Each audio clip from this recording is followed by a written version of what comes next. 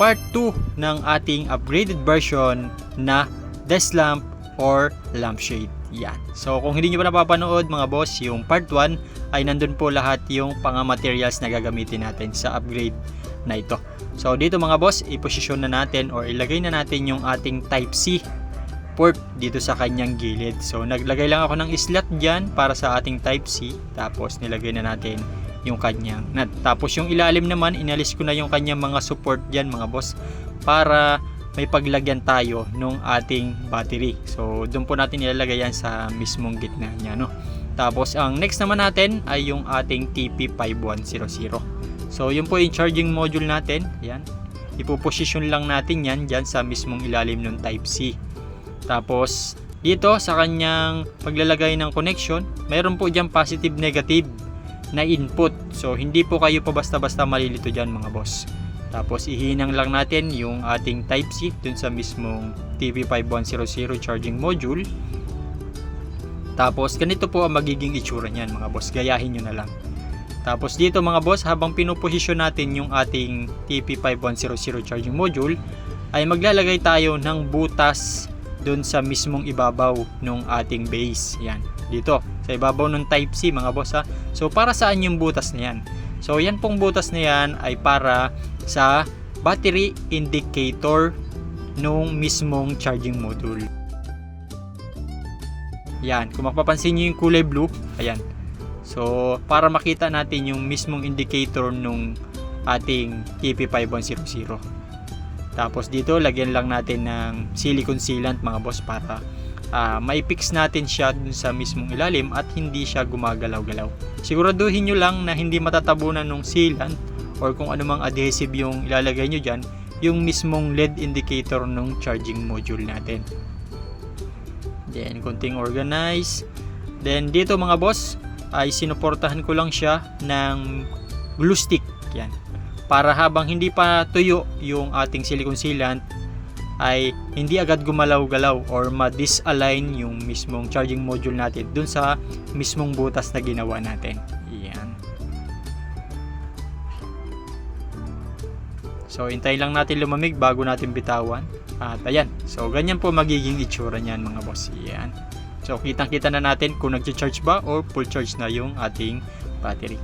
Then next natin ay iposisyon natin yung ating battery. Yan, battery pack na 7500 mAh 1S 3P. Yan. So nilagyan ko yan mga boss ng double-sided tape. Tapos yan, kung mapapansin nyo, sinuportahan ko din lang siya ng silicone sealant para mas matibay mga boss, para in the future ay hindi agad pa basta-basta kumalog yan. Tapos ang next natin ay yung ating remote control board. Yan. So sa connection yan, mabilis lang din mga boss, positive negative. Tapos positive negative din naman para sa input at para sa output. Yan. So ilalagay natin siya dun sa gilid. Then lalagyan din natin siya ng double-sided with foam. Yan. Yun yung pinakang adhesive niya. Tapos yung mismong wire niya para sa sensor, ayan, yung wire na mahaba, ay ipapaikot natin dun sa mismong base niya para mas maganda yung connection ng ating remote kapag kinontrol na natin siya ng remote. Yan. Then next natin yung ating battery indicator, you know. So dito mga boss, nagbutas lang ako para lusutan or daanan ng wire ng ating battery indicator. Yan.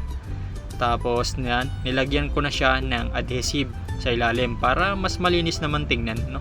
At hindi siya gumagalaw-galaw. Yan. So medyo malinis na at medyo okay na yan. Then dumako na tayo sa connection mga boss.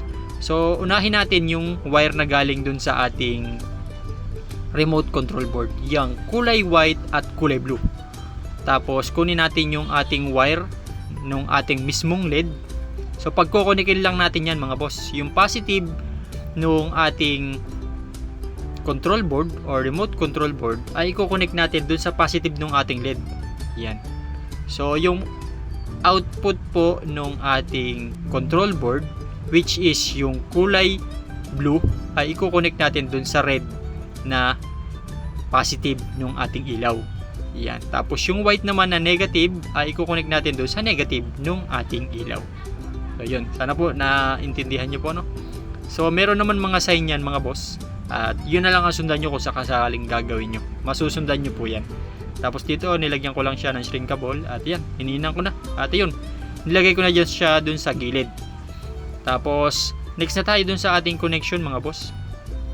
Yung ating battery indicator, positive negative, tapos yung wire ng ating battery, positive negative lang din naman, ay pagsasamahin lamang natin. Positive to positive, negative to negative. So dito mga boss, pinutulan ko lang siya para medyo hindi maraming wire sa loob at malinis naman tingnan. So positive to positive, negative to negative, pagsamahin lang natin. Then dumako na tayo dun sa positive at negative nung at control board at yung positive negative nung ating TP5100 ay pagsasamahin din po natin. Yan. So dito pilipit lang ng konti ng mga wire at ayan, napagsama na natin. Yan. Yung positive at negative nung battery indicator at nung ating battery. So dahil pinagsama na natin, pwede na nating buhayin yung ating battery indicator. Ayan. So gumagana na siya, full charge. Tapos dito naman yung output ng ating TP5100, positive negative, tapos yung input ng ating remote control board ay pinagsama na rin natin. So ganyan po ang magiging connection yan. Ayan. So after nating mapag-connect yan, yung dalawang positive na nakikita nyo ay pagko-connectin natin. Tapos yung dalawang negative naman ay pagko-connectin din natin. So positive to positive, negative to negative. Tapos lagyan lang natin ng shrinkable at kunting pilipit ulit ng mga wire. Ayan. Tapos hinangin natin para sa support. Tapos alisin natin yung mga excess wire. Then balutan ng shrinkable at initin ng lighter. Tapos yan. Okay na at konting organize na lang ng mga wiring sa loob. At yan. Ganyan na po ang magiging itsura niyan. Yan, no? So nasa sa inyo na yun kung paano nyo linisin mga boss. So dito testingin natin yung ating battery indicator. Ayun. So full charge na mga boss. Working. Then sa ating charging naman, subukan natin kung nagcha-charge. Ayun.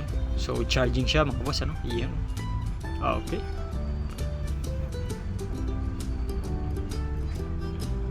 So dito mga boss, final test tayo. Ayan.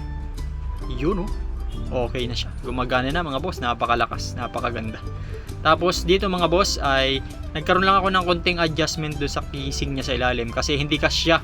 So nag-DIY ako ng panibagong casing niya sa ilalim para mag-fit doon sa ilalim niya. Ayan. Kahit mga takip-takip lang mga boss, pwede nyong basta sakto doon sa sukat niya. So dito testingin natin. Iyon, no? Napakaganda kapag patay at yun lang talaga ang nakailaw sa kanya, no? Napaka-quality, napaka-eleganteng tingnan.